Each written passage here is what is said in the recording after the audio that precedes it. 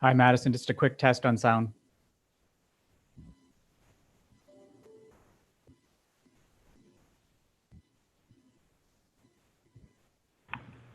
Hi, Brent. I can hear you. Thank you.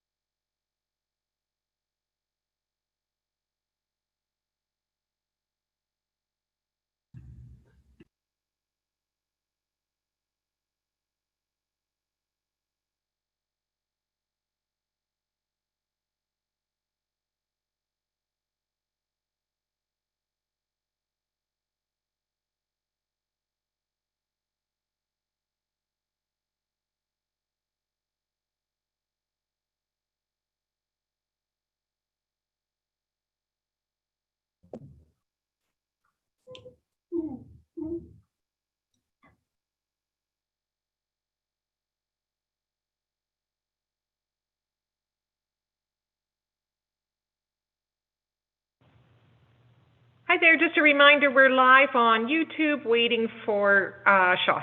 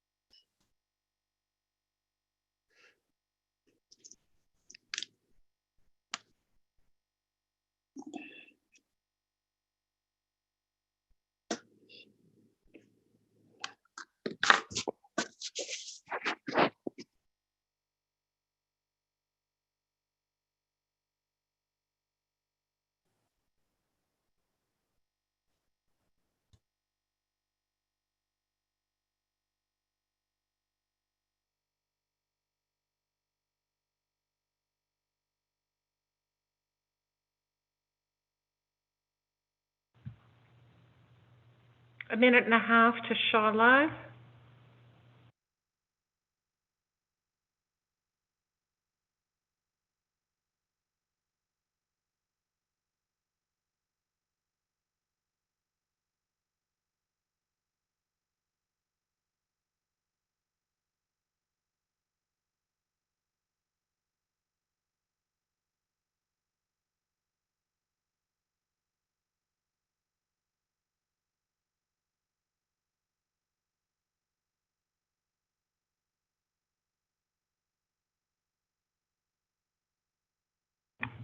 One minute to Shaw broadcast.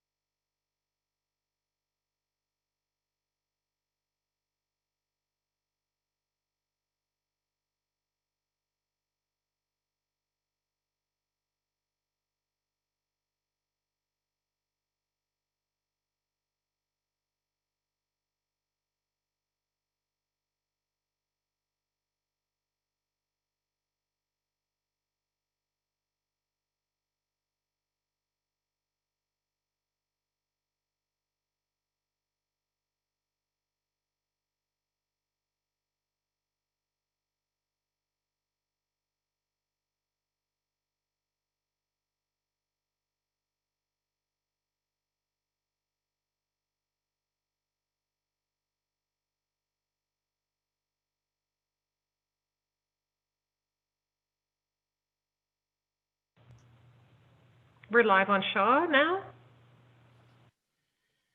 I'd like to welcome everybody to our meeting. I want to thank our broadcast partners for broadcasting our meeting, and all of those in the media that report on our meeting for reporting our meeting. It's appreciated. Before we get going, I just wanted to take a brief moment here and then just address the increase in COVID cases in our community. We've all seen the numbers increase, what I would suggest is fairly dramatically over the last very short period. And we saw a recent decision by Algoma Public Health with respect to education. I wanted to speak to both of those things. With regard to the first, it's important we all recognize that the cases that we're seeing reported right now are because of or due to occurrences about 10 to 14 days ago. So there would be a lag from when you see a case to when the case would have activity would have led to that case. A lot of the cases that we're seeing in our community are close contact, and some of them are unknown origin. So one of the takeaways from that is that we can control these numbers to the degree that we can improve them. And we can improve them by our own conduct on a day-to-day basis. And if we focus on the public health advice we're receiving, and if we collectively abide by that public health advice, we will see our numbers drop 10 to 14 days from now. I'm hoping that we see our numbers drop next week and the week after, because I'm hoping that a number of people adjusted their behavior after the new year began. I think a lot of the activity that we're seeing stemmed from activity that occurred over Christmas and New Year's. So I just want to really encourage everyone in our community to follow the public health advice. I want to reiterate it pretty simply. Please, as much as you can, stay home. When you are out and about, wear a mask and make sure you keep a physical distance of at least 2 meters between you and anybody that does not live in your own household. Please wash your hands frequently. Do not touch your face as best as you can. And if you do not feel well, do not go to work. If your kids feel well, do not send them to school, and make sure you get a COVID test. With respect to school, I want to express my support to Algoma Public Health for making the decision that they had made to adjust the return to school, which we were expecting today. I think it is a good decision that our high school students are not currently in school.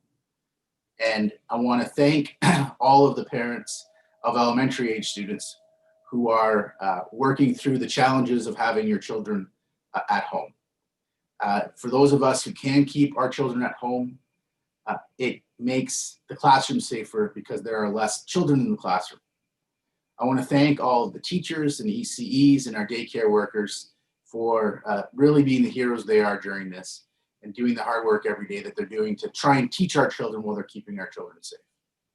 So Sault Ste. Marie, I am very confident and optimistic that we can turn our numbers around and that we could, again, make sure that our numbers are as low as possible if we all agree to collectively follow the public health that we're receiving. I want to thank Algoma Public Health for a lot of very challenging work during a very difficult time. So with that noted, Madam Clerk, I'd like to start the meeting, please. Thank you.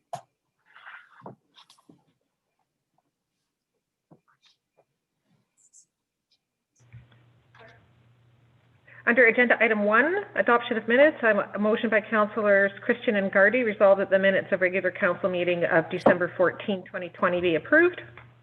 All in favor? Motion's carried. Under agenda item 3, declaration of pecuniary interest, Councillor Shoemaker has declared with respect to the planning application regarding 719 Airport Road as the applicant is a client of the law firm. Do we have any other conflicts, council? I see none. Under agenda item 4, a motion by councillors Christian and Scott resolved that the agenda for January 11, 2021 City Council meeting as presented be approved. All in favor? Carried.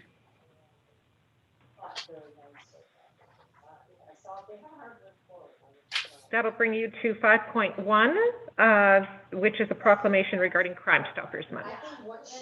I have that proclamation with me.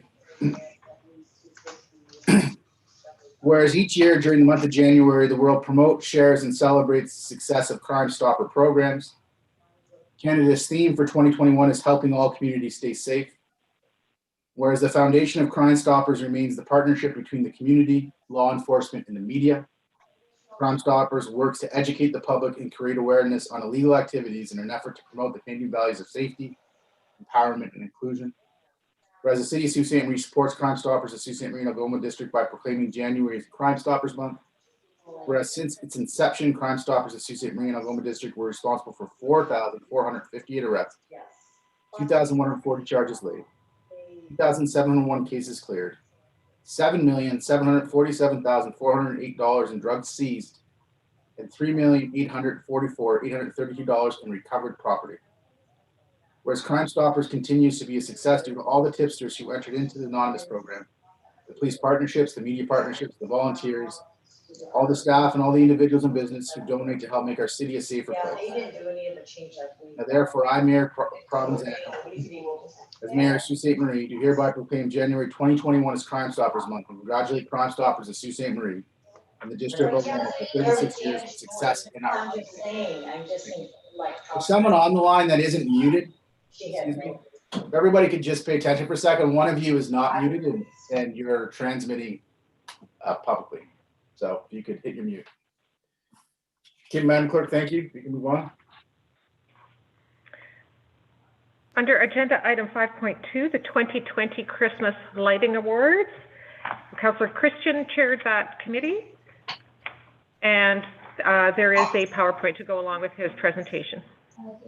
We're in your hands, Councillor Christian. Thank you, Mr. Mayor. You can hear me okay? Very well. Good. On behalf of Christmas Lighting Awards Committee, I want to thank residents and businesses of the community for the work they put into their displays this year. It's always a fun experience viewing the efforts that went into lighting up the season, especially during this very unique year. I'd also like to thank PUC for their continued support of this program. As you know, the Lighting Awards program is co-sponsored by PUC, which encourages community involvement and recognizes the efforts of residents who light up their homes and businesses in the spirit of the season. During the week of December 20th, committee members drove their own vehicles this year to judge and review the nominations. Committee members included Mayor Provenzano, myself, Councillor Matt Scott, Tina Bastos, Lindsay Marshall, Cindy Pinder, Natalie Vaudrey-Bertolo, and Linda Zeppa. This year was an exceptional year. We had about 56 nominations, and I'm pleased to announce the following residences and businesses that were chosen as winners in their respective areas. As far as the residential winners go, in Ward 1, we had the Bourgeois residents at 122 River Road. In second place, we had Palucci residents, 87 Indiana Drive. And in first place, the Patingalo residents, 531 Shannon Road. In Ward 2, in third place, was the Pister residents, 57 Ontario Avenue. In second place, it was the Hewitt Wardell residents at 198 Wellington Street East. And in first place, the Pelche residents at 128 Simpson Street. In Ward 3, in third place, the Schonauer residents, 27 Highland Crescent. In second place, the Nichols residents, 32 Chatfield. And in first place, the Diot residents at 1172 Third Line East. In Ward 4, we had a tie for second place with the Chiquella residents, 84 Grandmont Crescent, and the Symes residents at 102 Laura. In first place, in Ward 4, it was the Brown residents at 543 Morin Street. Finally, in Ward 5, we had a tie for third place, the Christensen residents at 650 Third Line West. Other third place winner was the Bernardo residents at 471 Brule Road. In second place, the Deeds Macaulay residents at 1167 Second Line West. And in first place, the Majoran residents at 116 Allagash Drive. As far as our business winners go, in first place, it was St. Veronica's Church. And our downtown winner, first place, was Shabby Motley.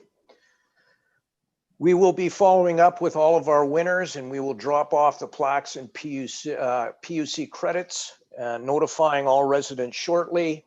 And on behalf of the committee and the PUC, once again, I want to thank everybody for their participation. Back to you, Mr. Mayor. Okay, Madam Clerk, I assume that's the end of that item. If so, it would bring us to the consent agenda. Yes, it does. And I have a motion by Councillors Hollinsworth and Gardy, resolved that all the items listed under date January 11, 2021, agenda item 6, save and accept agenda item 6.3, consent agenda be approved as recommended. All in favor? Oh, sorry. We can approve consent before we even spoke to it. Council, do you have any matters on consent?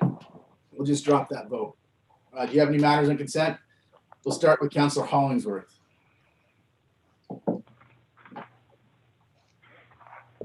Thank you, Mr. Mayor. The first item I would like to look at is 6.2 outstanding resolutions. Very good. My question, I guess, would be going from through you, your worship, to, I believe, Mr. Malcolm White. Yeah, just direct it to the CAO and he'll send it wherever he sees fit. Okay. First up, thank you. This list is always very helpful. But the first question is, who determines, there's a number of items that are outstanding from many years ago, such as 2015, 2016, and so forth. So my question is, obviously these items may have been started to be worked on, or maybe are in the process of being worked on, but why are these still outstanding more than 4 or 5 years ago? If you can comment on that, please. Through you, Mr. Mayor, to Councillor Hollingsworth. At times, the items require reporting back to council from entities other than staff. We don't control those entities directly. As I look at the first one, it's the Art Gallery of Algoma that needs to report back. And while we as staff can send reminders to these agencies, we can't dictate when they're coming back. Some of the other items are tied in with, while they're being worked on, they are tied in with other matters that are going to be coming towards council. I look at the one on the Employee Innovation Program that's going to be tied in with some further reporting on the strategic plan that's going to be coming to you in Q1. Other than that, certainly your point that some of these have been waiting for some time is valid, and I can review it with staff. Again, I would note that because of our work on the pandemic and the continuing nature of the pandemic, it has slowed our work on outstanding resolutions somewhat while we deal with operational matters. Okay. Just another question on the same subject. I appreciate your comments, but I still feel personally that 2015, 2016, even though we rely on partners, are still quite outstanding. So the other piece to my question is, I know that some of our resolutions that we pass, some councillors do put a date to it, which is a great idea, and some don't put a date, but who determines which resolutions may get bumped over the other, or not bumped, but receive a more higher priority in what ones are going to be worked on? Can you explain that? Through you, Mr. Mayor, to Councillor Hollingsworth, we don't determine that as a group. Each area that has a number of resolution assigned to it determines how quickly each resolution can be reported back to. So that's determined in conjunction with their particular workflow. Okay. And may I make a suggestion? Again, I think this table is very helpful, but is it possible, I know that every time we receive this table, you keep adding on more information, but is it possible that you may consider another column to say that 50% of the item has been worked on, or 75%, so we have an idea, almost like a dashboard, almost a gauge to see how far along it's being worked on? Is that a possible positive suggestion? Through you, Mr. Mayor, to Councillor Hollingsworth, I'll discuss that tomorrow at the senior management meeting. Okay. Just one last question on the same one. If there's some resolutions that are outstanding that are 4 years old or 3 years old, where certain councillors are no longer on council, is there a municipal piece of the act that states that these still have to be worked on? What happens if the new council feels that it's not warranted anymore? Is there a way to remove them? What is the proper policy? Through you, Mr. Mayor, to Councillor Hollingsworth, once a resolution is approved by council, it doesn't belong to the mover or seconder anymore. It's the property of council as a whole. If council was so disposed as to remove some resolutions, that would require a resolution of the current council. Okay. Okay, thank you. And so I understand about the COVID, but I am still disappointed that some of them are still very old, 4 years old, 3, and so forth. But that's all I want to say on this subject. I do have other items though. Okay. I will come back to you once we finalize 6.2. Does anybody else have anything on 6.2? Councillor Gardy? Yeah, through you, Mr. Mayor, either to Mr. White or Mr. McConnell. I'm just looking at the list, and I'm looking specifically at the outstanding resolutions item that's on page 3. I know it's been bumped back. I assume it's been bumped back for the reasons that Mr. White kind of reiterated to us. That being said, I was just looking for a little bit more precision. It says Q2. Could Mr. McConnell give me a little bit more of a precise date on that one? Through you, Mr. Mayor, to Councillor Gardy, which specific one are you referring to? Transient accommodations. It's on page 3. It says Okay. it's coming back in Q2. It was supposed to, last time we went through this list, it was coming back Q4 of 2020. So I'm just looking for a little more precision, if possible. And I'll refer that to Mr. McConnell. Thanks, Mr. White. Thank you. Yes, there has been a great deal of work done on that already. The transient accommodations for the general public is generally what's known as the Airbnb situation. We have compiled several reports on that. We as staff are meeting internally on this with our legal and building people and finance people again next week. And I do expect that we will have that back to you in the first quarter. I appreciate that it has been a while, but there has been a lot of work done on that. Thanks, Mr. McConnell. I appreciate it. Okay, anybody else in 6.2? Seeing no one, Councillor Hollingsworth, what's your next item? The next item is 6.3, the Twin Pad Arena project. Is it possible is it too late to pull it from the consent? It is not. Can we pull it and have a separate discussion? We did. Okay. We have accepted that to be read outside consent. Okay, so we won't, do you have any other ones, Councillor Hollingsworth? I do. 6.4, Finn Hill update. Okay, go ahead. First of all, I just want to say to the staff and to also to Virginia McLeod and the PRAC committee for doing such a wonderful job and keeping in touch with our young constituent who brought these ideas to council. So just want to start on a positive with that. So my first point or first question is with regards to the magic carpet that was mentioned in the report. Should I propose that to Miss Virginia McLeod? Virginia? Mr. Mayor, I'm here. It's Brent Lamming. Go ahead, Mr. Lamming. Okay. My question is with regards to the magic carpet, if hypothetically council decides to go ahead with this, do you see this magic carpet just for children or for it being used by adults as well? Through you, Mr. Mayor, to Councillor Hollingsworth, this would be multi-use for young children all the way up to adults. Okay. And the figures that were quoted in your report, are those current financial figures or were they based on the 2005 reports that were first given to council when I believe something like this was considered a few years ago? Through you, Mr. Mayor, to Councillor Hollingsworth, these are current figures just recently pulled. Okay. And my other question, just for clarification, it's my understanding from our young constituent, Charlie, that he's interested in having this magic carpet for the main purpose of accessibility. Is my understanding that he wants all children, all people to be able to access Finn Hill.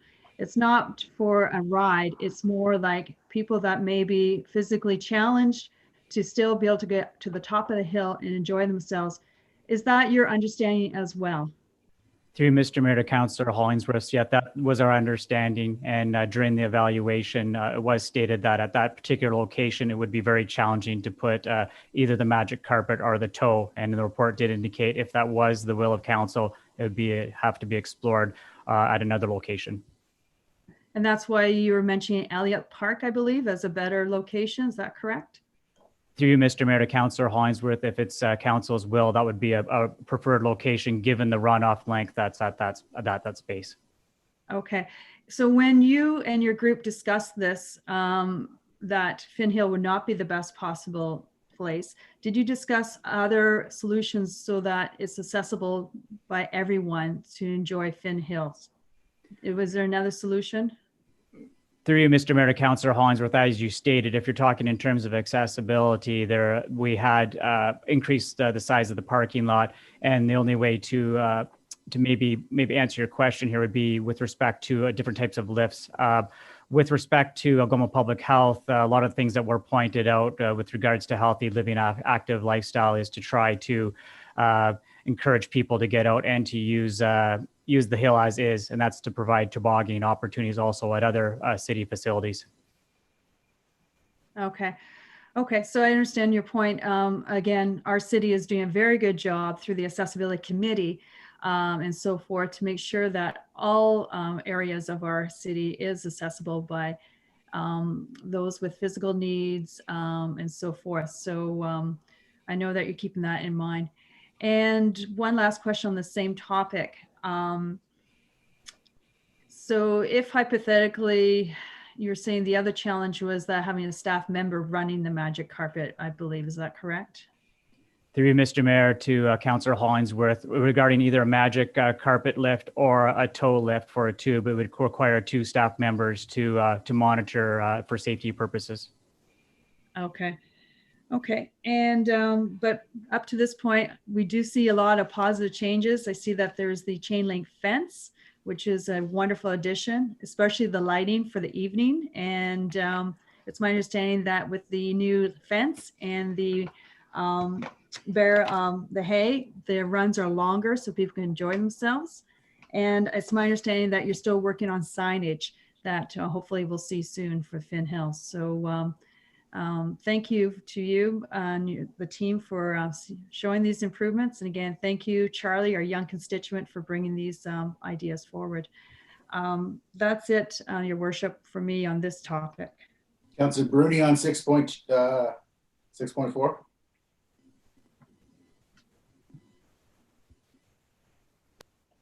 Thank you, Mr. Mayor. Question to Mr. Laming. Regarding it says the construction of new washroom facilities for year-round use, including a water fill station. In the past, we had a water fill station on Gooley Avenue and Second Line, and that was recommended to be closed. What type of watering fill station would this be? Through you, Mr. Mayor, to Councillor Bruni, we'd be having a full accessible water refillable station, similar to like you'd see in our community centers, where you put the device underneath the water that would stop and start when it recognizes a device underneath. Okay. And my other question, if citizens go on Finn Hill, is it mandatory that they have to wear a helmet, or is this supervised, or is it just basically at your own risk? Through you, Mr. Mayor, to Councillor Bruni, no, helmets are not mandated. They are encouraged. And we do have public works staff that do frequent the site to make sure they try to address items of safety. As I noted, sometimes children will create different obstacles for jumping, and that we try to address those as best as possible and remove them. And that's why the natural berming is recommended to move forward. Okay. And my final question regarding the liability for the city. Do we have to increase our insurance for that because of obviously more people are using it, or is it basically a basic insurance clause that we have for the city? Through Mr. Mayor, to Councillor Bruni, I believe it's included in part of insurance, but I will defer this to the city solicitor if she's on the line. She is, there she is. Through you, Mr. Mayor, to Councillor Bruni, we don't need to increase the insurance. We've got coverage for it. Okay, thank you. Okay, anybody else in 6.4? Councillor Shoemaker. Thank you, Mr. Mayor. I didn't have any questions, but I did have a comment. I just wanted to thank Charlie LaChapelle-Smith for coming forward. This is an excellent example of how someone with a great idea can affect change in the community. So thanks to him for bringing it forward. The report has resulted in change, and you know, if council sees fit in the budget next year, may result in more change. So we'll end with that, Councillor Shoemaker. I want to just thank you for making those comments. I was going to end this section by just thanking Charlie. This is a great example of how you can make a difference in your community and you can affect positive change. So if Charlie hadn't raised this issue the way he did raise this issue, he was instrumental in getting it on council's radar again, and council took it from there. And I want to thank the people that worked on it and thank Charlie for leading here. And he can point to this as a great example of something he's done, and it hopefully will be an inspiration to other people in our community of all ages to get involved and affect positive change. So thank you for that. Councillor Hollingsworth, do you have any other matters on the consent agenda? Yeah, just 2 more items. 6.6, the Metrolinx joint transit procurement, which director through you, Your Worship, to Mr. Brent Laming. Okay, go ahead.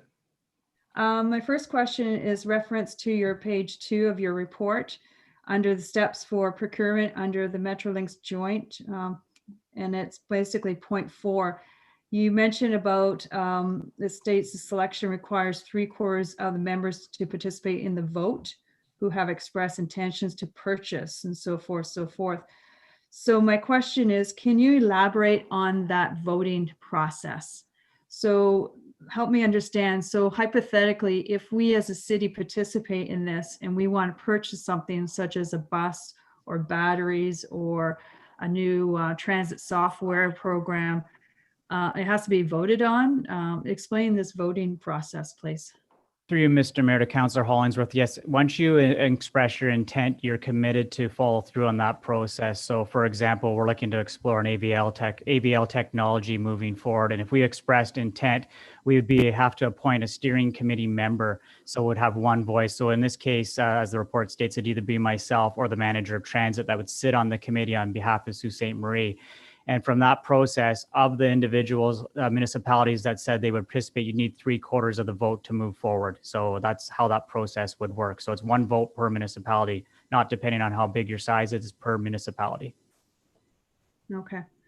Okay, thank you. And another question, it's my understanding that the Minister Mulroney wrote to our worship basically saying that we must participate, or she's strongly encouraging us to participate. And if we don't participate, what does that mean? Like, what is so we're basically hands tied, we have to participate in this?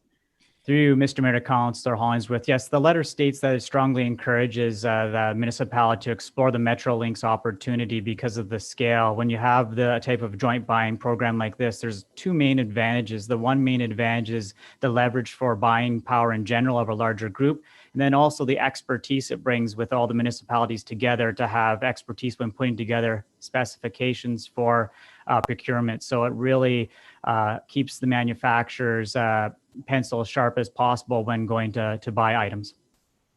Okay. No, there's lots of benefits to being more in a co-op buying process. And it sounds like in your report that a majority of municipalities already participate in this. Is that correct? Or a large portion? Through you, Mr. Mayor, to Councillor Hollingsworth. Yeah, there are now up to 50 municipalities in all of our major northern counterparts as identified in the report. Sudbury, North Bay, Temiskaming, Shores are all participating, as well as Sudbury, in this initiative. And I think it's a great opportunity for us to share in the knowledge, the experience, and the buying power of the group. Okay. Thank you. That's all on this subject. Okay, I have two more people that want to speak to 6.6, I believe. Councillor Christian, then Councillor Shoemaker. Am I correct in that respect? Yeah, so Councillor Christian, you first, then Councillor Shoemaker. Through you to Mr. Lamming, excuse me, do we have any indication of how our northern counterparts have fared with this program? Do we have any cost savings numbers? Through Mr. Mayor, to Councillor Christian, they've joined at different times, so I don't have any specific dollars. Just the one that was stated in the report, showing the savings of $840 million since the initiative started. So that can kind of give you a scale. Another example recently is one where a bid resulted in 20% savings on an item that came forth just recently. So it really does have the opportunity to help us save moving forward over the remaining 5 years of our ISIP spending program. Yeah, I mean, I appreciate that large number. I disagree somewhat. It would have been nice, given the scale of the northern transit systems, to have a number so that we could put cost savings in perspective. I agree. I think it'll save us money, but it would have been nice to have that number. My second and last question is, we could bring forward a request, say, for a bus purchase, correct? And then we would go out and speak to or coordinate with other municipalities for bulk purchase, correct? Through you, Mr. Mayor, to Councillor Christian, yes, that is correct. And a lot of times they already have those in place, and they roll from different RFPs. So it could be a 3 or 5 year term. You could opt in to participate already in that valued pricing that they have. Based on your understanding of this, how would our specific requirements work out? In other words, we may have specific specifications that we need for buses, say in Sault Ste. Marie, given the amount of snowfall. How would that dynamic work? We may have specifications. Is it possible that those specifications would not be accepted or embraced by the other municipalities in the bid? How would that work? Through you, Mr. Mayor, to Councillor Christian, two things. We always have the option not to participate. So if we feel that is the case, we can state that up front. The other thing is to get the base bid specification. If there's something that we require specifically due to the northern climate as opposed to maybe a southern Ontario, we would request that as potentially an add-on, but we'd still want to benefit in the base value of a 40-foot conventional bus at the start.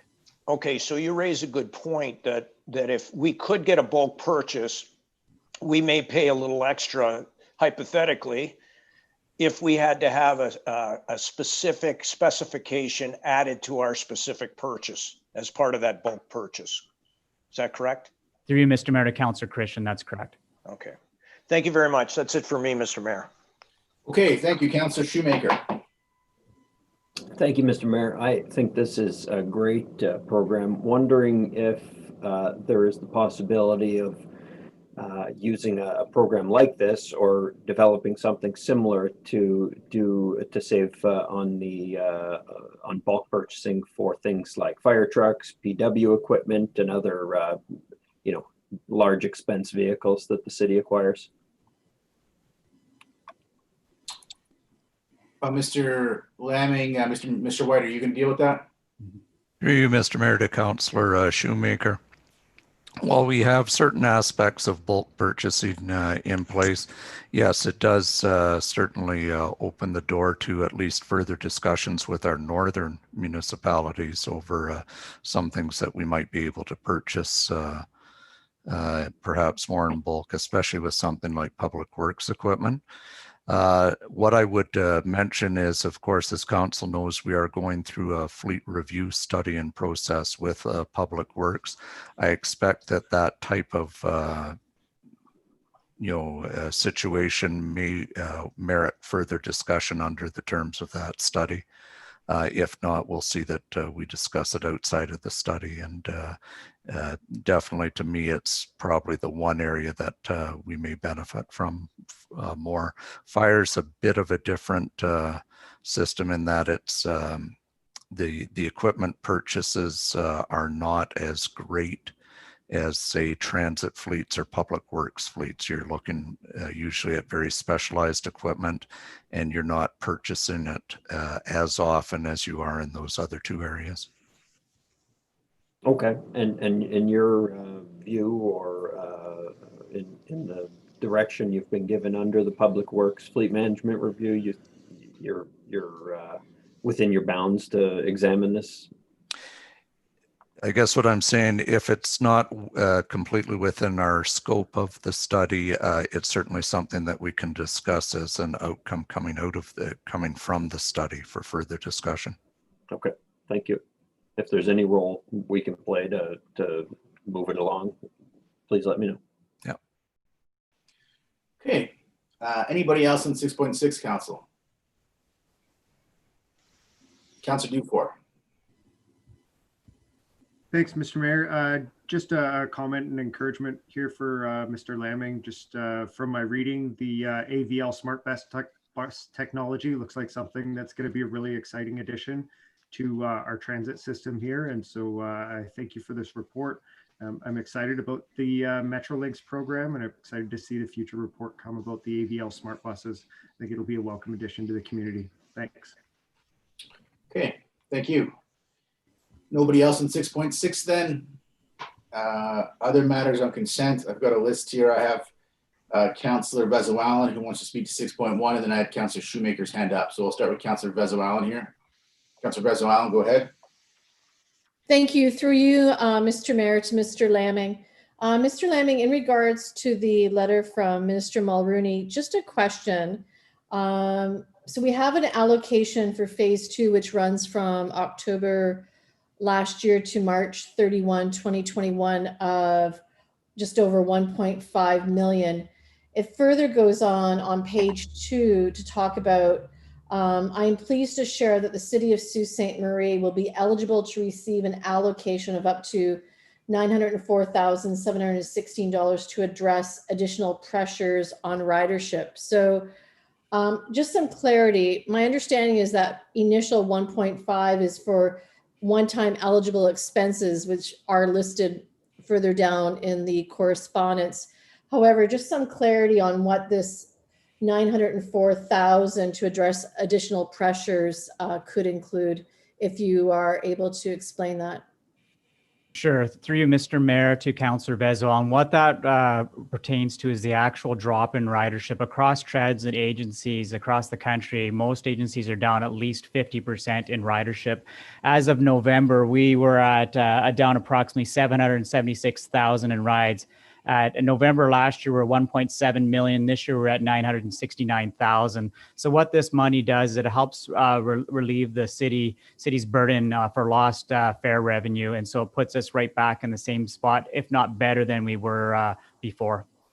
Okay. Now, of that 1.5 for phase 2, under the last bullet in capital costs, any other capital costs the recipient incurred as a result of COVID-19 pandemic that in the opinion of the province is considered eligible. So could something be like doing smart cards or contactless fare purchases? Would that be possibly something considered? Because I know that's something that we've been wanting to do with our existing fleet.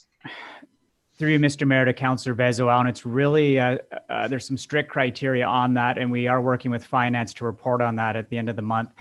Mainly COVID cost related items are the biggest thing that we're going to be submitting this submission as well, for extra cleaning labor that we have going currently. Also the shields that had taken place as well. Whatever we couldn't utilize the first go around in the first phase, we will have enough there in revenue foregone as well to cover that whole amount. So there's not like there's an extra amount to put towards other projects. Okay, thank you, Mr. Laming, very much.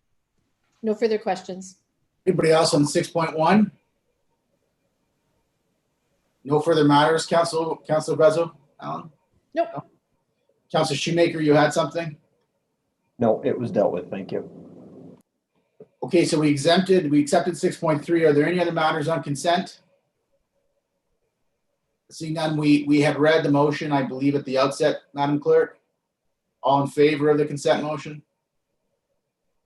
Consent motion is carried. That brings us to 6.3. I will start with you, Councillor Hollingsworth, since you asked for it to be pulled from consent. Okay, thank you. Through you, Your Worship, to Mr. Ver. Yeah, go ahead. Mr. Ver, can you just pull out my questions here? Let's see here.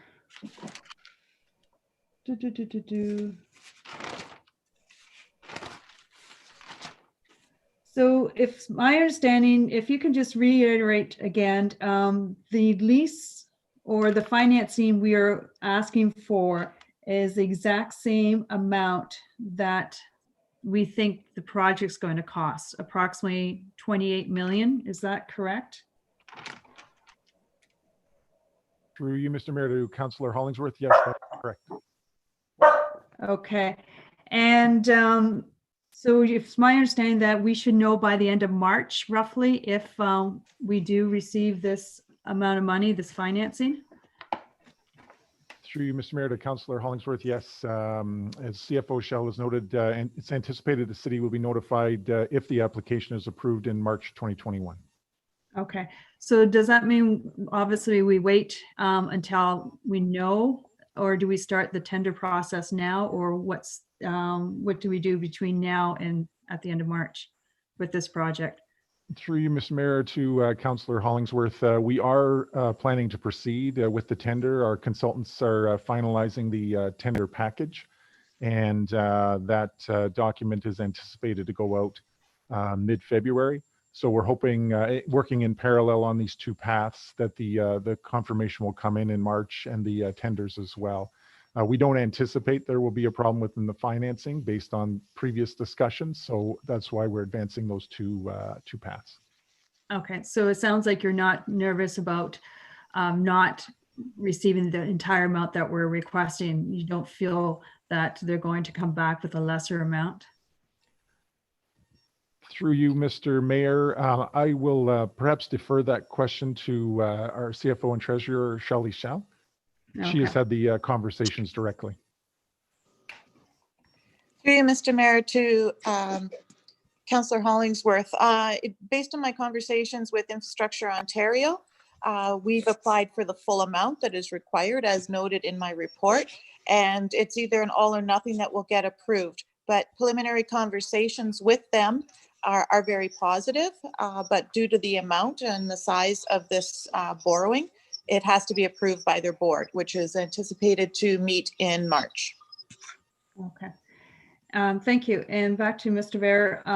So I believe council made it very clear that this particular project will not go ahead if it goes over the budget. If the tenders come back at a higher amount, that this project will not move forward. Is that your understanding?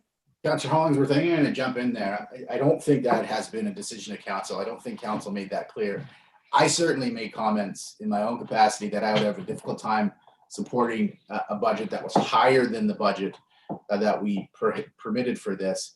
But council didn't take a decision itself that, and nothing I say individually should be kind of interpreted as an entire council decision. Council doesn't have a decision on the record, by my recollection, that would say that we are not proceeding. Mr. CEO, is that a fair comment relative to the matter? Yes, Mr. Mayor, that's a fair comment. If the tenders came back and they were at an amount higher than had been estimated when council made its decision, obviously we would have to bring that back to council, and council would make a decision at that point whether they wish to award the tender or not. Okay. Okay. And hypothetically, if we do receive the proper financing and the tenders come back a little bit higher, then we as council would have to make a decision where do we find that difference in the amount of money. Is that correct, Mr. White? Yes, that's one eventuality. You would either find that or you would decide not to proceed with the project, perhaps. It's all up to council, and it would the decision point would happen at that time. Okay. Okay, thank you. That's all on this subject. Okay, anybody else in 6.3? Seeing that, Madam Clerk, can you read the resolution on 6.3, please? This is actually related to a bylaw, so we don't have a separate motion under item 6. Councillor Hollingsworth, did you want it separated for consent when we read bylaws?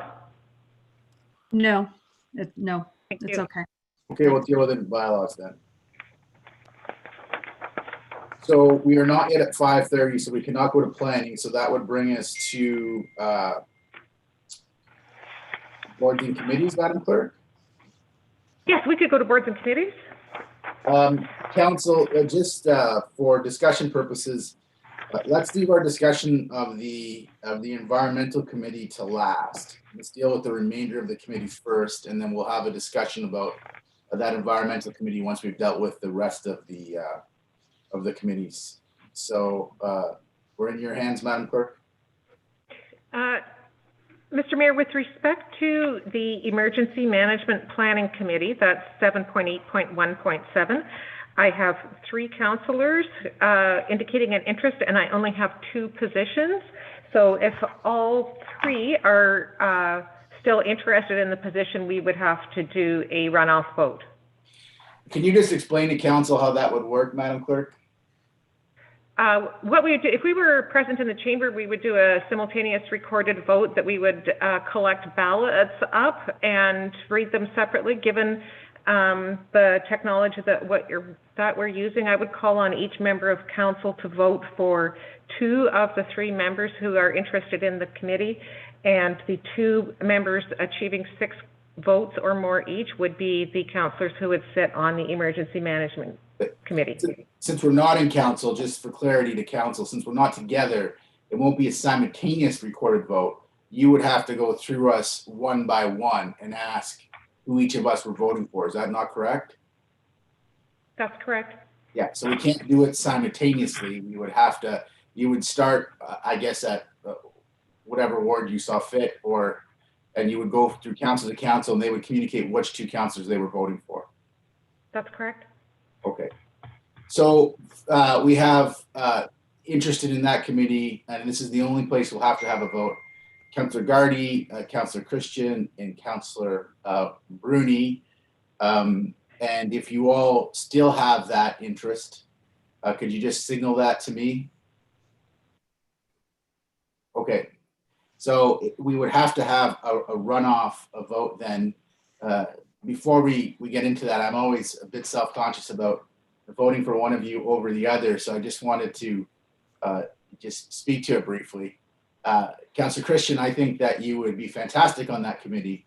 My reticence at this time to change the composition of the committee is that we're in the middle of, a pandemic, and that committee's meeting at this point weekly. It has been meeting weekly for since February of last year. And although I would, in normal circumstances, love to give you the opportunity to sit on this committee, and would probably expect I would vote for you just to give you the opportunity to sit on this committee, I think considering where we're at, I would be more inclined to leave the committee composition as it is, which is Councillor Bruni and Councillor Gardy, and I would cast my votes in that way, with no preference for them. It's just that they're the status quo, and I think there's some value in the status quo right now. Well, I appreciate those comments. I was always curious to see how council would vote. I would be taking notes. But given that that is the fact, then I will be happy to step down. Too bad. It would have been a great opportunity for me to see what would transpire here.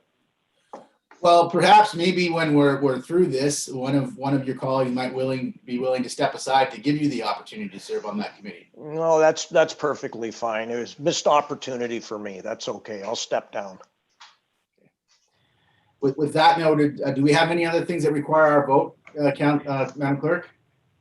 The only other gap that I have and it's with respect to council membership, the Coalition of Inclusive Municipalities.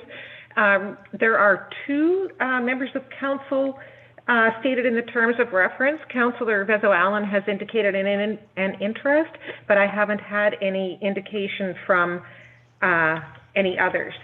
I mean, if nobody wants to, I think no harm done to leave it vacant, but it does call for two members. Councillor, do you have any of the independent councillors have an interest in serving on that committee? Councillor Hilsinger, do you have an interest? So we'll put Councillor Hilsinger there then. Thank you, Councillor Hilsinger.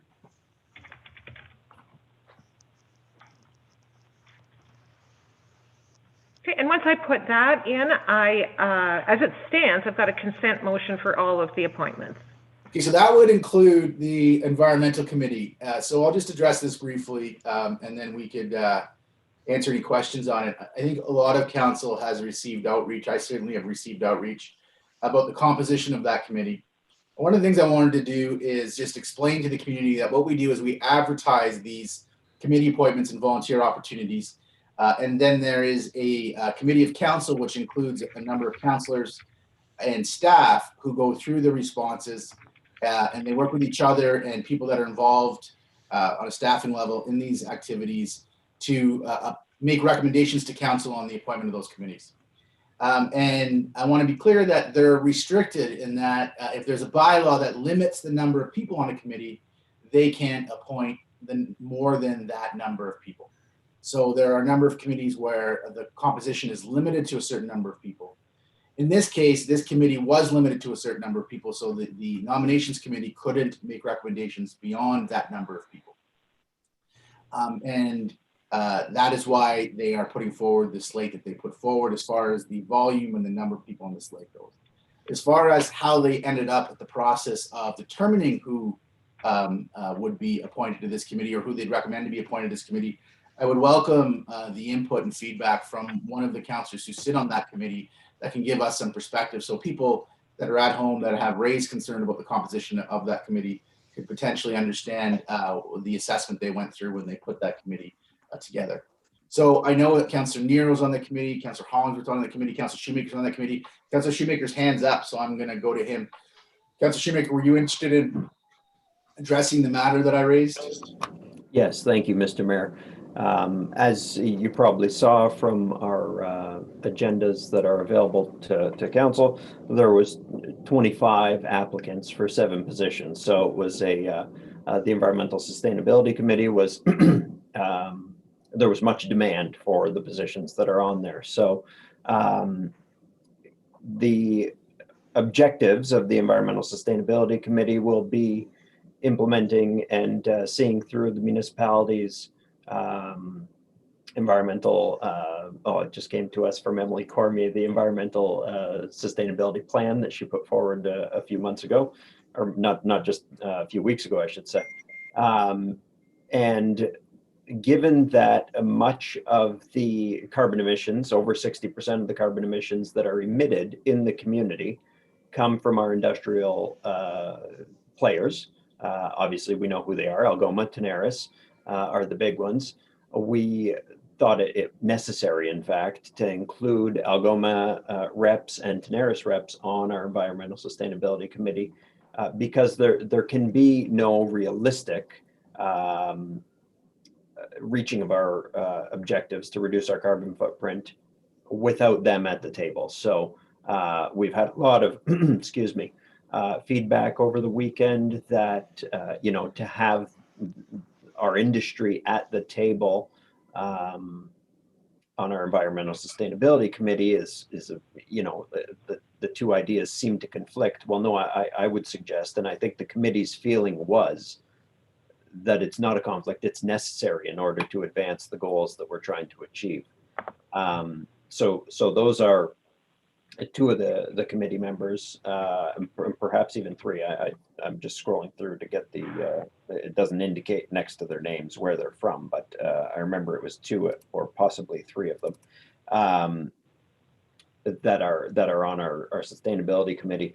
And there's also, we decided as a committee, a local environmentalist. We decided there should be a representative from our post-secondary institutions, a representative from our Public Utilities Commission that would, I think, represent kind of the community interest as a whole from a utilities perspective. And I think we wished that that there were others that could be included. Specifically, I think we wish that there was an Algoma University rep that could be included because there was a name from Sioux College and a name from Algoma University. Both of them made it to the kind of final echelons of voting. Ultimately, though, we were limited to what the committee composition is. So, I would say if there was room to expand, certainly an Algoma University rep, I think would have been the preference, the next preference of the committee. I don't think I'm speaking out of turn by saying that. And that's how we came to this decision. It was not easy to scale down 24 names to 7 or 25 names to 7, but after, I would say, substantial deliberations, that's where we arrived at. So thank you for that, Councillor Shoemaker. I just want to add support for one of the perspectives that Councillor Shoemaker put forward there. The municipality has very little legislative, or it has no legislative or regulatory authority to determine environmental issues outside of the municipality's own activities.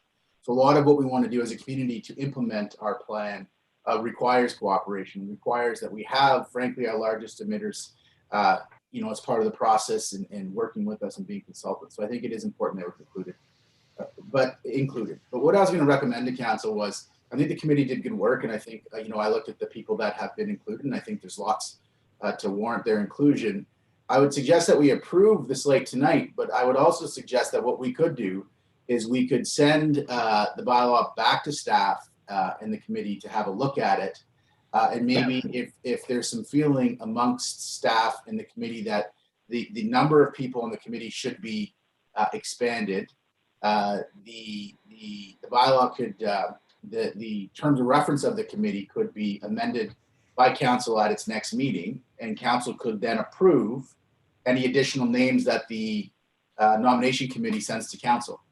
And it seems like there are other names on the list that have lots to offer, and there's no reason that we have to be rigid about this and keep the committee size at the size it's currently prescribed in the terms of reference.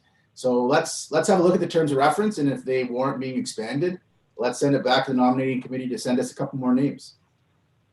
Is council comfortable with that direction? Councilor Shoemaker, do you have a question about that? Go ahead. Yeah, it's a question, comment, Mr. Mayor. I know that the historic structure or composition of this committee had a lot of people on it. I was the chair of it for the last 2 years, so I lost track of whether it was 20 or 30, but it was somewhere in that range. And it was always difficult to coordinate the meeting and get it scheduled because you're dealing with so many people's varying schedules. So I don't disagree that that the composition of the committee could potentially be looked at to expand. I guess I would encourage staff to keep in mind the historic issues that this committee had scheduling meetings when bringing back any recommendations. Yeah. My suggestion, Councilor Shoemaker, was meant to be maybe a spot or two. I don't think it is productive to have committees of 25 or 30 people.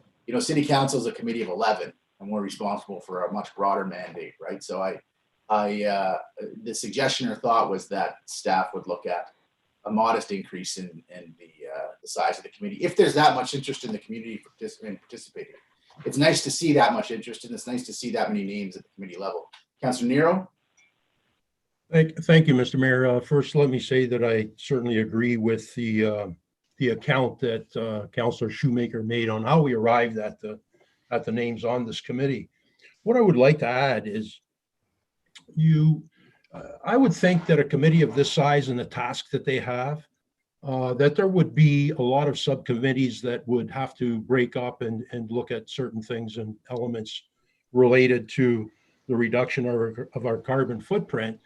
And is there any way that we can include the remaining names of the applicants? And if that time comes where there's subcommittees, would we be able to, request of these people if they would be willing to sit on subcommittees? I see no issue with that, but I'll defer to staff's perspective. Mr. CEO, do you have a comment? Through you, Mr. Mayor, to Councillor Nero, there would be nothing precluding the committee from when they would strike a subcommittee from including citizen membership on that.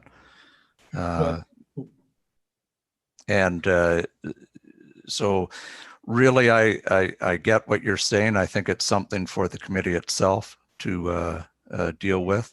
Yeah, Mr. White, and I agree with that. It would be up to the committee. I guess my question would be, if the committee decided to do that, would they be able to just use the names that they have received so far, or would they have to go back out and do a public request for applicants again? Through you, Mr. Mayor, to Councillor Nero, I don't believe they would have to go through a formal application process. I think certainly there's an existing pool there, as you've described. I think we had 25 applicants. There also may be other areas of expertise, depending on the subcommittee, that the main committee may need to seek. So it's really wide open for them. Okay, well, thank you. I just wanted to put that out there. Okay, any other questions or comments, Council? Councilor Dufour. Yeah, just a comment, Mr. Mayor.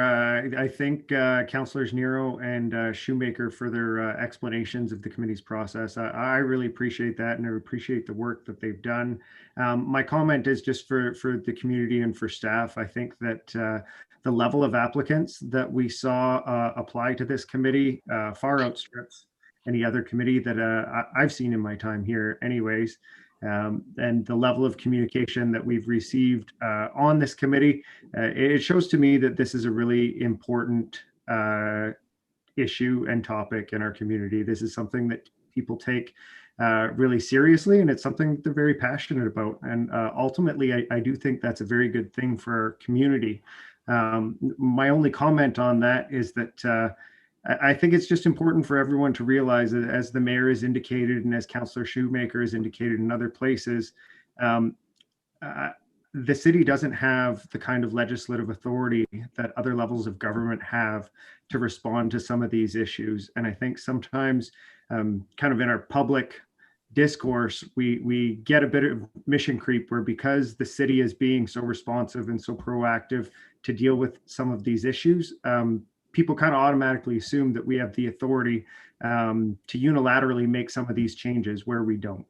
And so I just want to get that message out there. I want to encourage the community members to continue to engage, because I do believe that building influence with our biggest emitters is a valuable and should be our first course of action. So thank you very much, Mr. Mayor, for allowing me to make my comments. Oh, thank you. You're welcome, Councilor Dufour. Thank you for them. Council, any other comments? Okay. So I have. Go ahead, Madam Clerk.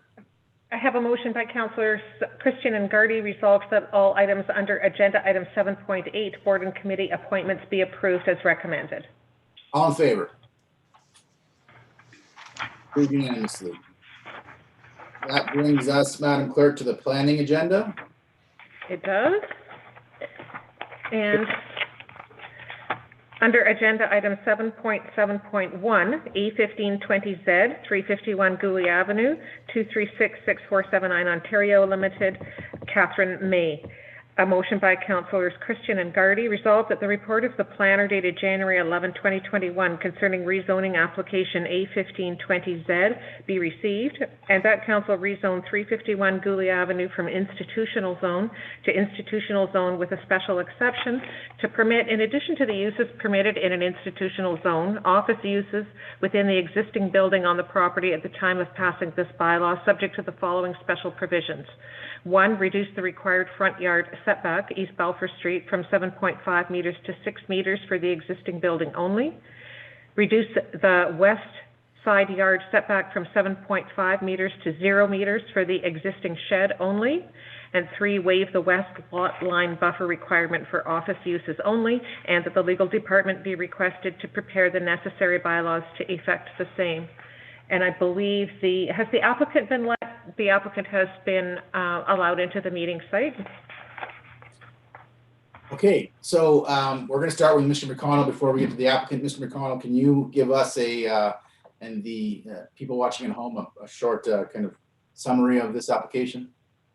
Certainly, Mr. Mayor. The subject property is the former New Apostolic Church on Gooley Avenue. I believe it's on the corner of Gooley Avenue and East Balfour. The request is by a small engineering firm to rezone the property to allow the relocation of the engineering offices into the church, basically onto the property. There will be very few, if any, changes made to the property. The effect on the neighborhood should be minimal, and it is being recommended by staff. Catherine May, I believe, is on the line on behalf of the applicants. Should council have any questions, I also would be happy to answer any questions. Okay, so I understand we have a representative of the applicant online. Is it Miss May? Are you available? Yes, Did you want to make any representations or comments on the application? I have nothing to add to the planning report. Okay. Do we have anybody that is involved or on the line, Madam Clerk, that wants to speak in opposition to the application? Nobody has registered. Council, do you have any questions about the application?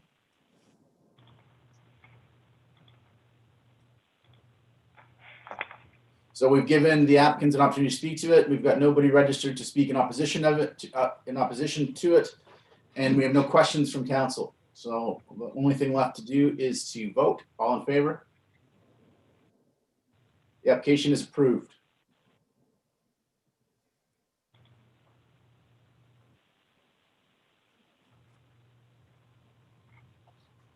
Technology is not keeping up. That was a unanimous vote, I'm assuming? I believe it was, yes. Okay. So we'll go to agenda item 7.7.2, which is A1620Z OP 719 Airport Road, 2521059 Ontario. John Carroll. Councillor Shoemaker has declared a conflict on this item as the applicant is a client of his law firm. And I have a motion by Councillors Christian and Gardy, resolved that the report of the planner dated January 11, 2021, concerning official plan amendment and rezoning application A1620 OPZ be received, and that council amend the official plan designation on the subject property, 719 Airport Road, by adding a notwithstanding clause to the rural area land use policies to permit retail, trade, and food services, and rezone 719 Airport Road from rural area zone to rural area zone with a special exception to permit, in addition to the uses permitted in a rural area zone, retail, trade, and food services subject to the following special provisions. 1, retail trade to occupy no more than 500 square meters, excluding any space dedicated to accessory use retail. 2, increase the maximum lot coverage percentage from 10% to 16%, and deem the subject property as an area of site plan control, and that the legal department be requested to prepare the necessary bylaws to effect the same. There were 2 letters supporting the application that were received subsequent to publication of the agenda, and those appear on your addendum as well. Both the applicant and counsel for the applicant have been allowed in from the waiting room. Okay, so before we get to the applicant, Mr. McConnell, I'm going to start with you. Thank you, Mr. Mayor. This property is the former New North Greenhouses. Actually, they're still the New North Greenhouses. They're just under new ownership. The applicant, the new owner, has applied for a rezoning to permit a small scale retail space and food services with the possibility of food services. The plans are that it would include the sale of cannabis as well as providing space for other retail uses. This matter is being recommended by staff, and Nuala Kenny is the solicitor who I believe is on the line tonight on behalf of the applicant. I'd be happy to answer any questions on this. Okay, so we will start with the applicant. Ms. Kenny, are you available?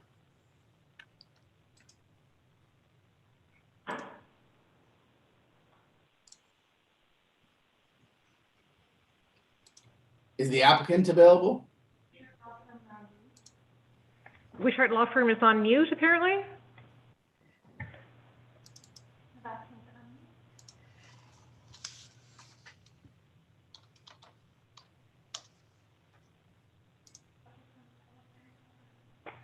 If you're on the telephone, *6 will unmute.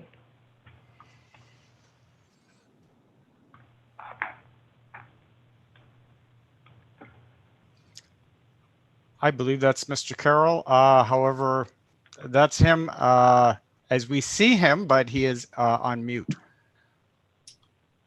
Okay, so Mr. Carroll, if you could hear me, could you please look to see if you are muted, and could you please unmute yourself?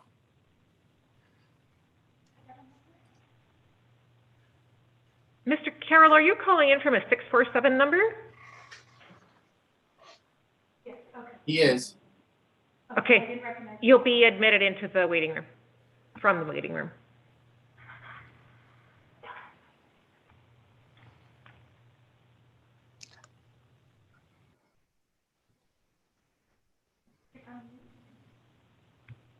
Can you unmute, please? If you're using the phone, it's *6. There you go. Mr. Carroll, I see you're unmuted now. So welcome to our meeting. Do you have any comments or positions you want to take in support of the application?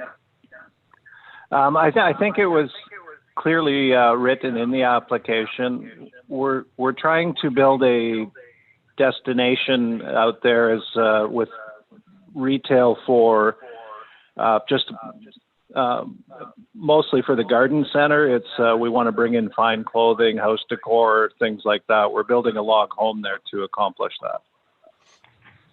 Okay, so do I have anybody else on the line, Madam Clerk, that wants to speak in favor of the application or in opposition to the application? I'm just showing that the Wishart Law Firm is showing up as accepted into the meeting, but I don't know what sort of technical issues they're experiencing. That would be counsel for the applicant. Mr. Carey, I'm going to ask you to mute your phone again. I think the feedback is coming from you. Okay. So, Madam Clerk, do I have anybody besides Wishart, who we'll get to in a second, anybody else on the line that wants to speak in favor to it or opposed? No. Okay. No one has registered to speak. Okay. So, Nuala, are you looking to speak to this matter? Okay. They're Would be muted. them. Mr. There's a Mr. Mayor, telephone call coming in that is just going to be a lot, which is, I believe, from Wishards. Mr. Mayor, I did She have an should be opportunity in to meeting speak now. with Nuala Kenny on this matter earlier today, and Okay. she was quite content with the recommendation from staff. Okay, so council, do you have any questions for staff then? I see no questions from staff. So we've given opportunity to the applicant to speak in favor of it. We've given opportunity to people to register to speak in opposition to it. And I understand counsel for the applicant satisfied with the recommendations in the report. So Councilor Scott, you put your hand up there. Go ahead. Mr. Mayor, can I just actually make a quick comment on my thoughts? I don't necessarily have any questions, just kind of. Sure. Yeah, go ahead. I appreciate the application, and I really do like the idea of doing retail there. It's just that I waver on the sale of cannabis, because one of the first things you're going to see when you fly into Sault Ste. Marie, then, on a similar merit to one of the first things you used to see when you drove into Sault Ste. Marie, would be something that not necessarily everybody agrees with, even though it is legal. So I think that that's kind of my hang up on this as it stands. And so I believe with that, I'm voting against. And I just wanted to make sure that everybody understood my position. Are you suggesting that you'll be able to see this facility from a plane, Councilor Scott? I'm suggesting that when you fly in and drive by it. Gotcha. Yeah. Okay, any other comments? All in favor? Opposed?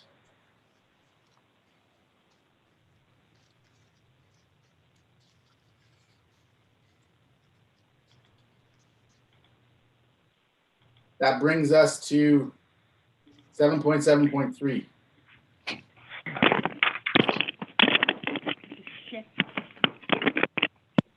Seven point 7.3, A1720Z, 352, 360 Northern Avenue, and southwest portion of 31 Old Garden River Road, Vicara Community Corporation. There is a motion by Councillors Hollingsworth and Gardy. Resolved that the report of the senior planner dated January 11, 2021 concerning rezoning application A1720Z be received, and that Council rezone 352, 360 Northern Avenue from institutional zone and a southwest portion 36 by 36 meters of 31 Old Garden River Road from medium density residential zone with special exception to high density residential zone with a special exception to permit, in addition to the uses permitted in an R5 zone, a 7-story apartment building and a place of worship, subject to the following special provisions. Reduce the required east interior side yard setback from 10.21 meters to 0 meters to accommodate a link between the proposed new building and the existing Cara 1 apartment building. Reduce required parking from 89 spaces to 72 spaces, inclusive of 6 barrier-free spaces for both the proposed residential and place of worship uses. Reduce required landscaped open space from 33% to 29%. Permit required parking to be located in a required front and exterior side yard. Waive the need to provide a dedicated loading space as required by Section 6 of Zoning Bylaw 2005-150. And that the legal department be requested to prepare the necessary bylaws to effect the same. Counsel, I should say, for the applicant has been admitted in from the waiting room, and I believe the consultant as well. Okay, so we'll start with you, Mr. McConnell. Thank you, Mr. Mayor. This is the Holy Trinity Church. It's an Anglican church on the corner of Northern Avenue, Great Northern Road, and Old Garden River Road. The proposal is to demolish the church as well as the 4 townhouse units that are the most westerly units in order to construct a new 7-story 58-unit apartment building. Of those 58 units, 20 of them, I was going to say meet the provincial definition, but actually they exceed the provincial definition of affordable housing, and they will be affordable. is a very good development. We have not heard from the abutting neighbors at all. It is recommended for approval. Mr. Spatafora is the solicitor for the applicant, and I see he is on the line tonight, along with several of the consultants from SHS Consulting, which is the consulting firm that is assisting Carrick Community with this development. I'd be happy to answer any questions. I don't know if Mr. Spatafora has opening comments or not. Mr. Spatafora, did you want to speak to this matter, or does the applicant want to speak to this matter? Thank you very much, Mr. Mayor, and to council. I know it's January the 11th, and I know we're deeper into the new year, so I'll start off by wishing everybody a happy new year, and hopefully this one's a little different than last year. Anyways, that said, this is, I think, Mr. McConnell's report and the planning report is, pretty straightforward. This is, and I'm here, I know SHS has been identified, but Mr. Starr, Mylene Vincent, who I understand may be attending on another urgent matter, and Andrew Verana are also there. They're part of the planning team that also includes MGP for this application. And the applicant, Carrick Community Corporation, is one that I'm sure many of you are already familiar with, and the work they've done and the types of developments that they have done in and around this area. And I think that this is one that speaks very much to the evolution of the property. It is a little different than some of the other projects or some of the other complexes that are there with Carrick Community Corporation. This is one, as Mr. McConnell's identified, as an affordable housing or an affordable rent type of project, different than rent that's geared to income. I think it underlines the fact that this has been, I wanted to underline the fact that this has been a good working relationship between city staff, the applicant, its planning team, and I've had the opportunity to speak with one of the particular councillors with regards to this opportunity, Councillor Shoemaker.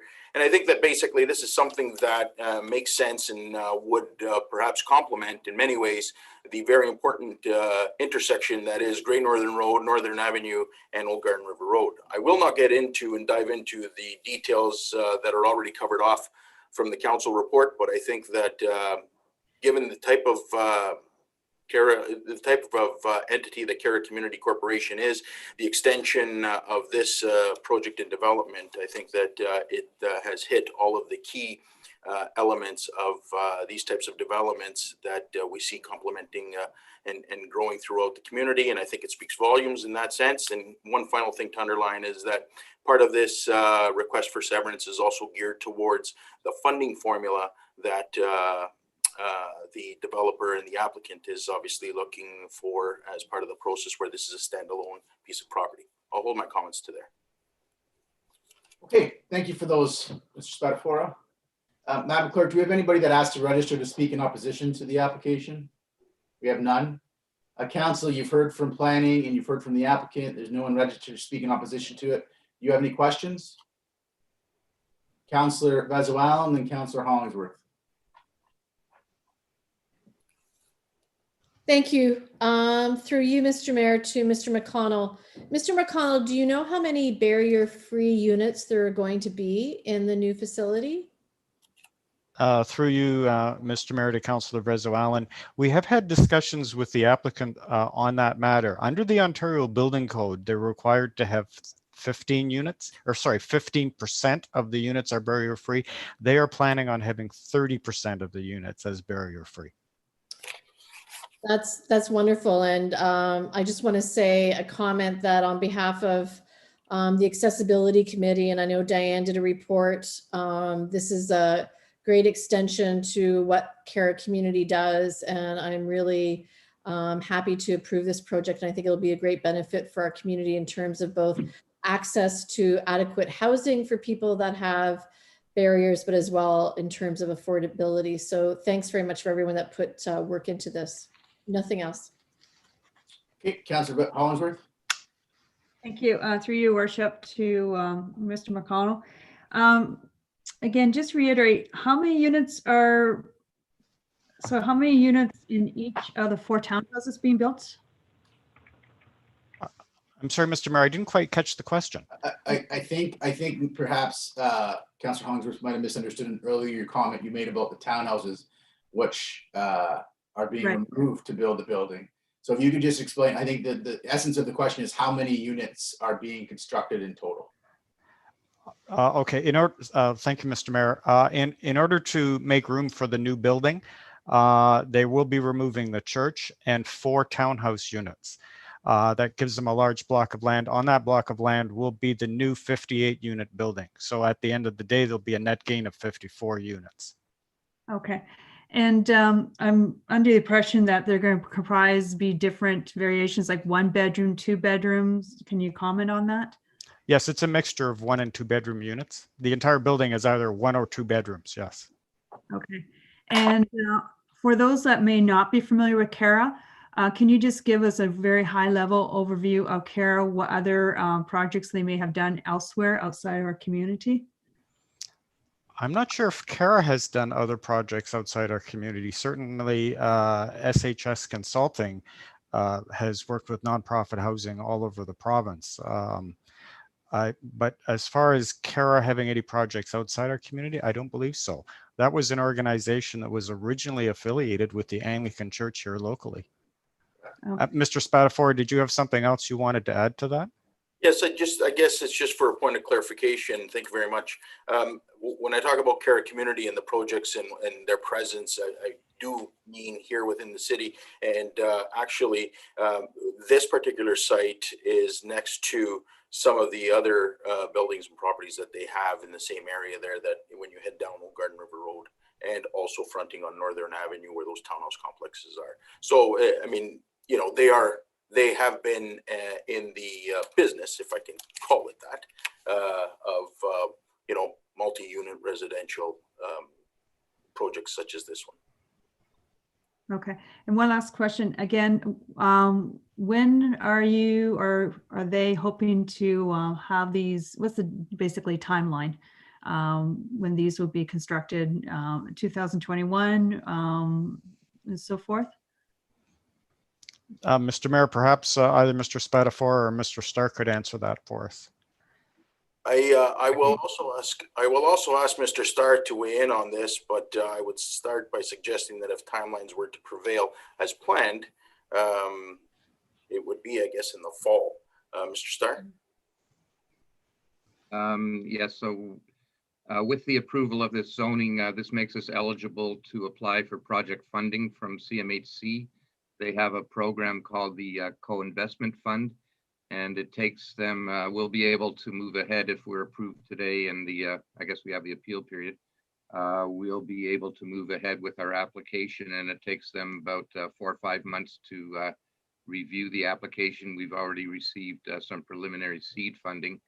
So there's a good likelihood that we would be approved by the latter part of the year.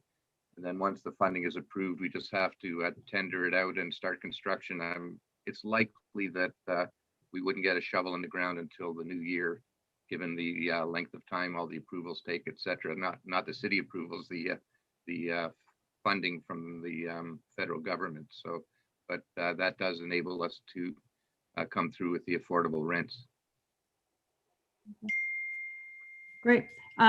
Wonderful project. So I don't think you need best of luck because you have the experience, but this is very good for our community. Thank you. I got a bit of a list. I have Councillor Bruni, then Dufour, then Shoemaker. Thank you, Mr. Mayor. Excellent project to come forward. Just a couple questions I have, and I believe Mr. McConnell might be able to answer them. Regarding the 89 spaces reduced to 72, if the worship space is for 80 people, plus all the apartments, is the parking spaces sufficient? Through you, Mr. Mayor, to Councillor Bruni, yes. There's really 2 considerations when we looked at the parking. One is most of the congregation currently resides in Cara now. They have a very small congregation that come from outside the immediate area. And those people there'll be a physical connection between the two buildings. Those people will simply walk.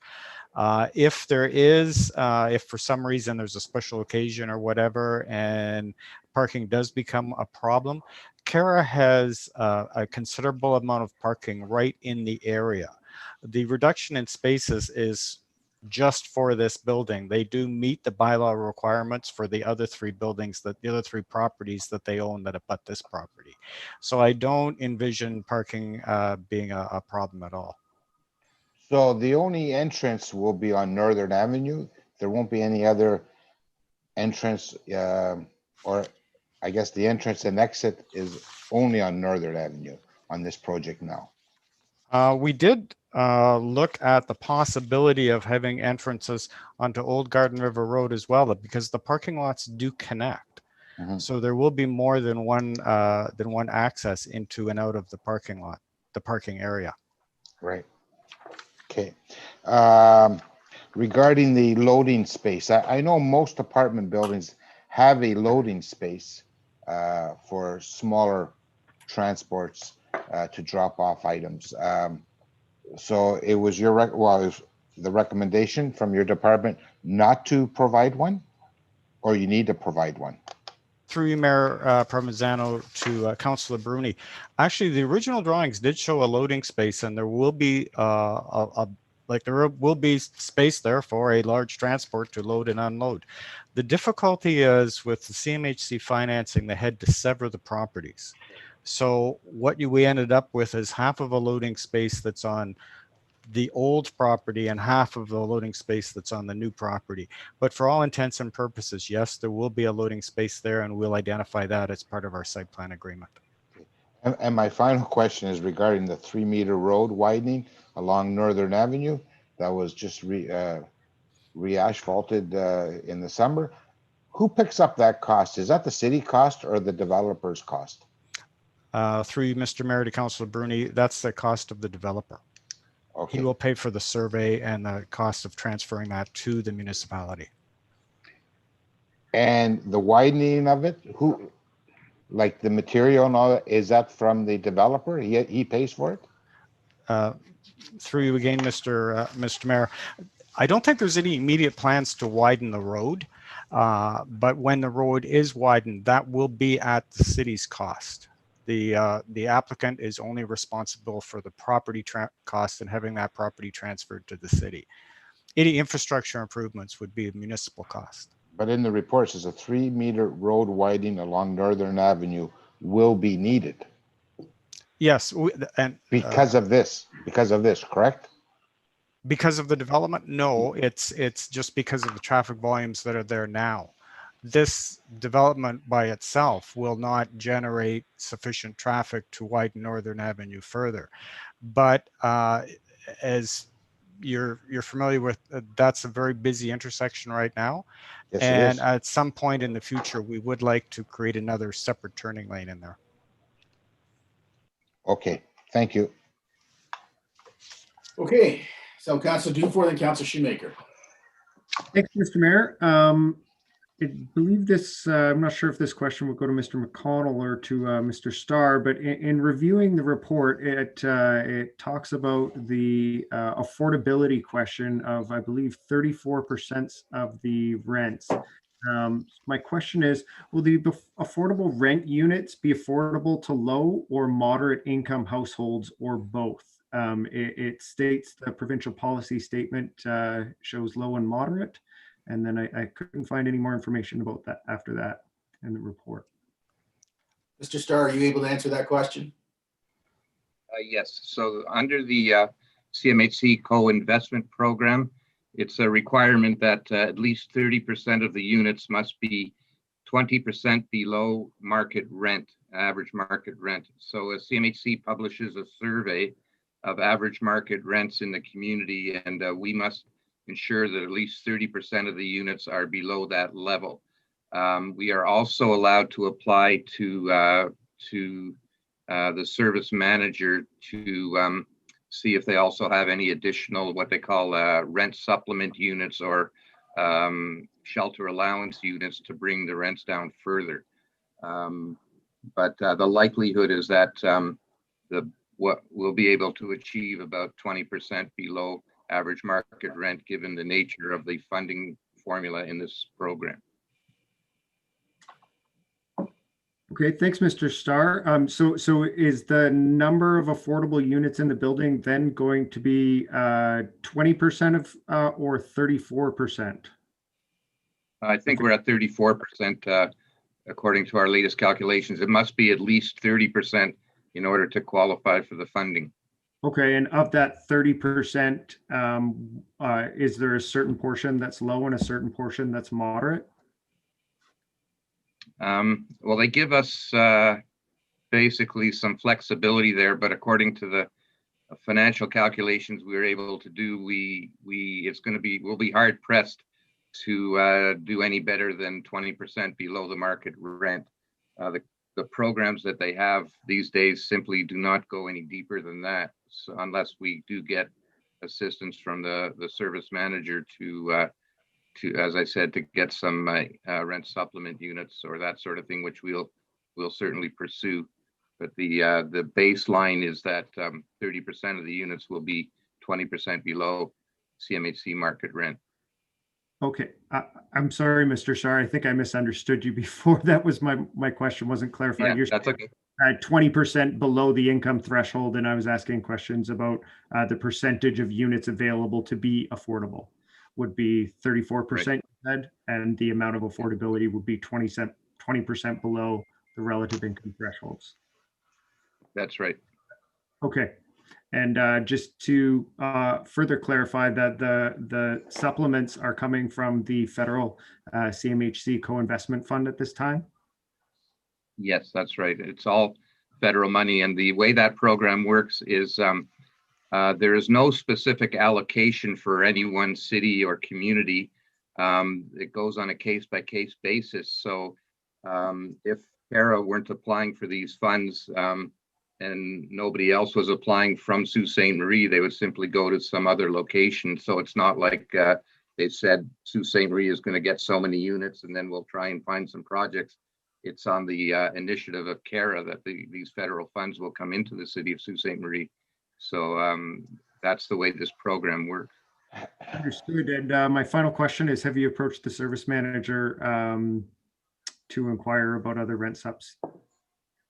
Yes, so we have, and they've invited us to, once our co-investment application is approved, to apply, and they're going to do their best to see if they have some funds kicking around from some of their current programs.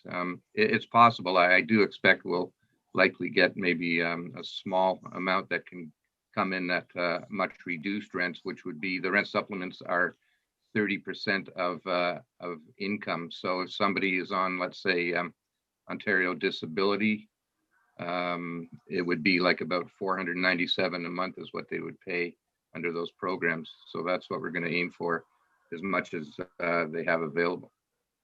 Excellent. Well, thank you all very much, and thank you to the Cara Community Corporation. It's wonderful to see other folks also building affordable housing in Sault Ste. Marie. Thanks very much, Mr. Starr. Okay, so that leaves us with Councillor Shoemaker. Thank you. Have comments, Councillor Shoemaker? Yes, thank you, Mr. Mayor. I didn't have any questions, just comments that, I mean, this is, if you could envision an ideal project. I'm not a land use planner, Mr. McConnell is, that's why he's recommended it. But it seems to me that this is an ideal project. It's right next to a bunch of services that residents might need, groceries, food, there's a dollar store, a recreational center right nearby. It's right next to a major artery, so traffic is already, I would say not a concern. It's already a busy intersection, so the minuscule level of traffic this might increase can certainly be handled. And it's locating a place of worship, which is taking up a huge piece of property, and obviously doesn't need such a large piece of property.